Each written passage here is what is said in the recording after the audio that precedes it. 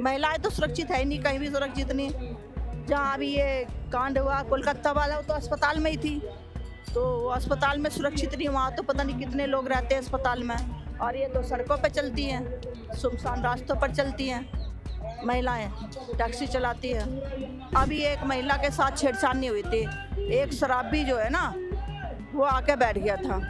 जो महिलाएं टैक्सी चलाती है ना, तो उनके अंदर एक ऐसा पैनिक बटन लगना चाहिए, अगर कोई परेशानी मुसीबत आ जाए तो जिस तरह हॉर्न जोर जोर से बजता है ना, तो इसी तरह उसकी आवाज़ एक अलग किस्म की हो। तो आज जो स्ट्राइक बुलाई गई है 15 यूनियंस की तरफ से, उसमें सिर्फ ड्राइवर भाई ही नहीं बल्कि ड्राइवर बहनें भी शामिल हुई हैं। हमारे साथ एक महिला यहाँ मौजूद है। मैम, नाम क्या है आपका? मेरा नाम सुनीता चौधरी है। आप क्या चलाती हैं, कैब या ऑटो? नहीं, मैं ऑटो चलाती हूँ। कब से चला रही हैं आप? 20 साल हो गए। 20 साल हो गए हैं। तो आप तब से चला रही हैं जब शायद महिलाओं ने ये ड्राइविंग शुरू भी नहीं की होगी, ओला उबर के लिए या किसी उस टाइम कोई महिला नहीं थी, पहला लाइसेंस मेरे को इशू हुआ था। पहला लाइसेंस इशू हुआ था? जी हाँ। तो कैसा आपका 20 साल का एक्सपीरियंस रहा है मैडम, पहले तो ये बताइए। बहुत अच्छा रहा, पहले काम बहुत अच्छा था, लेकिन कब से जैसे कई कंपनियां आ गई हैं, ओला उबर है, रैपिडो है, और जो ये नई नई कंपनी आई है ना, तो बहुत सारे जो ड्राइवर हैं ये खुद ही अपनी मर्जी से उनसे जुड़े हुए हैं, क्योंकि इनको अपने ऊपर भरोसा नहीं है कि हम लोग मेहनत कर सकते, काम कर सकते हैं। तो ये सेल्फ डिपेंडेंट इसको नहीं कहा जा सकता, क्योंकि ये अभी भी किसी के ना किसी के ऊपर निर्भर है। तो 20 साल में, क्योंकि आप महिला हैं, आपके साथ कई बार ऐसा एक्सपीरियंस भी हुआ होगा कि परेशानी हुई होगी, किसी ने कुछ कहा होगा, तो कोई किस्सा आपको याद है जो आप शेयर करना चाहेंगी? परेशानियां तो आती रहती है, क्योंकि अगर हम थोड़ी बहुत परेशानियों का वो करेंगे तो फिर इनसे इनमें ही उलझे रहेंगे। इसलिए जब सड़क पर चलते हैं, घर से बाहर निकलते हैं, तो आप भी जानते हैं, तो कहीं ना कहीं गाड़ी टच हो जाती है, कहीं किसी से थोड़ा बहुत तू तड़ाक हो जाती है, लेकिन इन चीज़ों को हम अनदेखा कर देते, क्योंकि इसलिए हमें आगे बढ़ना है। अगर हम इस सड़कों पे लड़ते ही रहेंगे ना, तो फिर हम कभी आगे अपना काम नहीं कर पाएंगे, रोज़ कोर्ट कचहरियों के चक्कर में ही रह जाएंगे। तो अभी जो स्ट्राइक बुलाई गई है, आप भी इसमें हिस्सा ले रही हैं? जी हाँ। तो क्या मकसद है, क्या मांगे हैं आपकी सरकार से? सरकार से इनकी यही डिमांड है कि जितने भी जो ड्राइवर हैं, जो ये है कि बाहर की गाड़ियां आती हैं, जो बाहर की गाड़ियां वो यहाँ से सवारी लेके चली जाती हैं, बाहर की गाड़ियां कि जो बाहर से गाड़ियां आती हैं उन पर रोक लगा दिया जाए, और जो जिस तरह ये रैपिडो है, ओला उबर है, और जो ये उबर है और जो ये कंपनियाँ आई है ना, तो ये चाहती हैं कि अपनी यूनियन को मजबूत करो, ताकि अगर कोई मुसीबत आ जाए, कोई एक्सीडेंट हो जाए, तो आपकी यूनियन जो है ना उनको अपनी तरफ से फंड दे सके। क्योंकि अगर ये गाड़ियाँ चलाते हैं, सवारी लेते हैं, तो इनका भी तो कम से कम 10% कटता है। अगर उबर, रैपिडो और ये आपको वो दे रही है, सवारी दे रही है, तो वो 10% कमीशन लेती है। इससे अच्छा है जो बाहर की कंपनियों को पैसा ना देकर अपनी यूनियन को मजबूत किया जाए, जो दिल्ली में काम कर रही है। जो यहाँ यूनियन है, मैंने सबसे लोगों से बात की, जितने भी यूनियन के यहाँ पर आए हुए हैं, सबने अपनी मांगे बताई कि क्या मांगे हैं, लेकिन सिर्फ एक ही व्यक्ति ने शायद बोला होगा कि महिला सुरक्षा, ड्राइवर्स की सुरक्षा, जो ड्राइवर महिला है उनकी सुरक्षा के लिए यहाँ पर मांग उठाई जा रही है। तो क्या वो प्रमुख मांग नहीं होनी चाहिए आज की इस पूरे स्ट्राइक के दौरान? महिलाओं की जो है ना सुरक्षा सुनिश्चित तो बहुत ज़रूरी है, क्योंकि जो महिलाएं टैक्सी चलाती है ना, तो उनके अंदर एक ऐसा पैनिक बटन लगना चाहिए, अगर कोई परेशानी मुसीबत आ जाए, तो जिस तरह हॉर्न जोर जोर से बजता है ना, तो इसी तरह उसकी आवाज़ एक अलग किस्म की हो।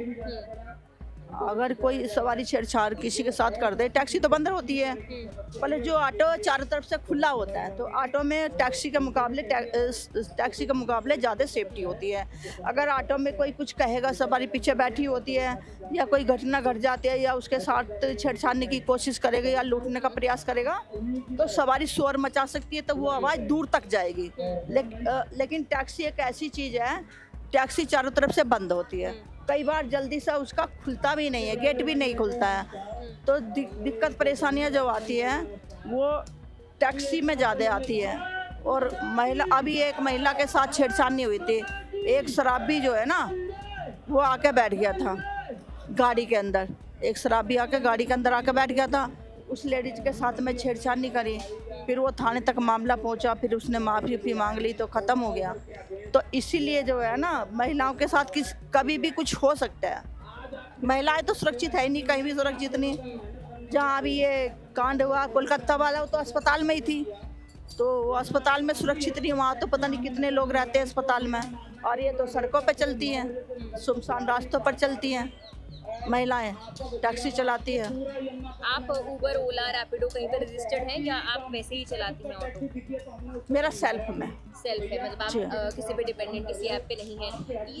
ये जो यहाँ पर क्योंकि मैन जो है ना, बिजनेस वही माना जाता है, कोई भी करे चाहे, तो मैन जो वही माना जाएगा जो सेल्फ डिपेंडेंट काम करेगा, अपने ऊपर भरोसा रखेगा। तो ये जो ओला और उबर और बाकी ऐप्स के खिलाफ जो प्रदर्शन कर रहे हैं, ये क्या आपको लगता है कि उनमें भी सेफ्टी नहीं है? उसकी वजह से बहुत परेशान हैं? लाने वाले भी तो यही हैं, उन कंपनियों को ड्राइवर बिक जाते हैं, कभी तो मोबाइल दे दिया गिफ्ट में, तो कभी कोई ड्रेस दे दी, और कभी उनके हुड लगा लिए पीछे, और कभी उनको खाने का टिफिन दे दिया। खुद ही तो बिके हैं ये लोग, खुद ही बिके हैं। क्योंकि अगर ये लोग पहले भी तो काम कर रहे थे, ये कंपनियां तो अभी तो आई हैं, उबर अभी आई है, रैपिडो भी अभी आई है, ये तो अभी तो आई है, इन्हें कोई ज़्यादा समय थोड़ी हुआ। दिल्ली में जो इन्होंने अपने पैर फंसा लिए, ज़्यादा समय नहीं हुआ इन्हें लाने वाला कौन है? सिर्फ यही तो लोग हैं। बाहर से कोई आदमी आके तो इस दिल्ली के अंदर, दिल्ली का जो है वो तो दिल्ली वालों को ही मालूम है ना, तब बाहर वालों को क्या जानकारी? इसका जो जानकारी दी है तो दिल्ली वालों ने तो दी है कि अगर तुम ये काम करोगे तो तुम्हें इतना बेनिफिट मिल सकता है। और जो नए ड्राइवर आ रहे हैं, नए जो लड़के जो आजकल के जो आ रहे हैं, तो उनको मालूम नहीं है, हम टैक्सी तो ले ली के यार हम कमाएंगे कैसे, तो इसलिए वो कंपनियों से जुड़ जाते हैं। और को भी समझना होगा, उनको तो समझना ही होगा, क्योंकि वो 10% तो, अगर वो 100 रुपये की सवारी आ गई, 10% तो कमीशन वहाँ चला गया। अगर सेल्फ में काम करेंगे तो जो 10% है वो उसको खुद को बचेगा। क्योंकि उनकी कोई जो ये टैक्सियाँ चला रही हैं, इनकी लड़कियों की क्या सिक्योरिटी है? वो तो ठीक है, 10% इनको कमीशन दिया, ठीक है जाओ। कोई ये तो नहीं है कि अगर इनके साथ कोई रोड एक्सीडेंट हो जाए या कोई घटना घट जाए तो वो तो कोई सुविधा नहीं है। और ये जो टैक्सियाँ होती हैं, तो बहुत सारी गाड़ियाँ ऐसी जिनका 3% इंश्योरेंस होता है, तो 3% में क्या होता है, वो सिर्फ जो आगे सवारी जा रही है ना, उसको चोट लगी है तो वो सिर्फ उसी को मिलेगा, वो अपना मुआवजा ले सकती है। अगर उसको चोट लग जाती है तो ड्राइवर का तो उसमें कुछ भी नहीं है, और उसकी गाड़ी का भी नहीं मिलेगा, सिर्फ एक को ही मिलेगा। या तो इसकी ड्राइवर का ले लो या फिर उसको ले लो, 3% का ले लो, सिर्फ एक को ही मुआवजा मिलेगा उसका। तो परेशानियां तो बहुत आती हैं।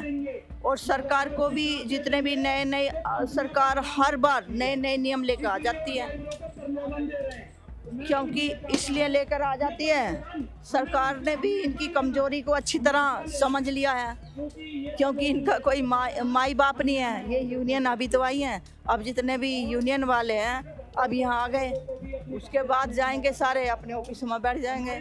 जहाँ गाड़ियों का था कि आज गाड़ियाँ नहीं चलेंगी, तो गाड़ियाँ तो अभी भी चल रही हैं, गाड़ियाँ रुकी तो नहीं है।